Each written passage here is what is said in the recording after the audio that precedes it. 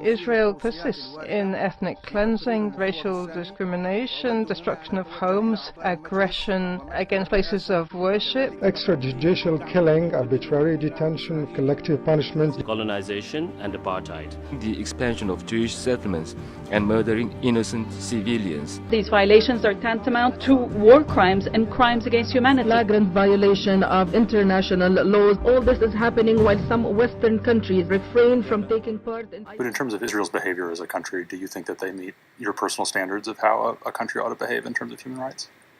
I think that Israel as a country is dedicated to being a democracy and is one of our closest friends in that region. Israel is our beacon of democracy in the Mideast. We need a liberal democracy in that region. One true democracy in the Middle East. They're a democracy that we have sworn to protect. A country that occupies another people for more than 40 years, and this allows them the most elementary civic and human rights, cannot be a democracy. Israel is only a democracy for one group.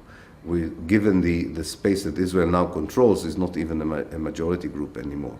So I think you will find it very hard to use any known definitions of democracy which would be applicable for the Israeli case. And what about whether Israel meets international standards of human rights? I think that Israel is a trusted partner, a trusted friend in the territories. There have been challenges with the decisions that currently...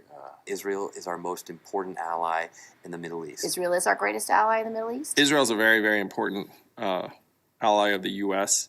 To the U.S.-Israel alliance. They are our strong ally. Beacon of democracy in the Mideast. Crucial ally. I continue to look at Israel as one of our strongest allies. Our allies.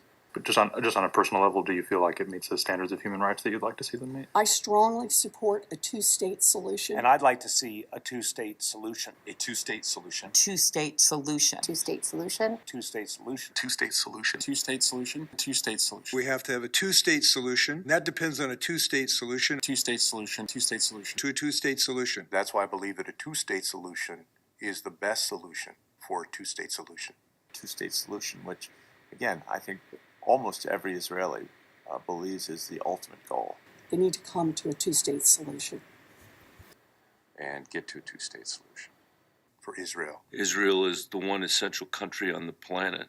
I'm sort of within the larger issue, the two-state solution. Do you feel that are you personally satisfied that Israel meets human rights standards? I think it's a very complicated relationship. Israel and Palestine are complicated. They have intentionally shot children. They've intentionally shot people with disabilities. They've intentionally shot journalists, knowing them to be children, people with disabilities, and journalists. My commitment right now is to affirming Israel's right to exist. I firmly believe that we have to defend the state of Israel. Israel's right to defend itself against enemies which they have virtually surrounding them. Israel is in a really tough neighborhood.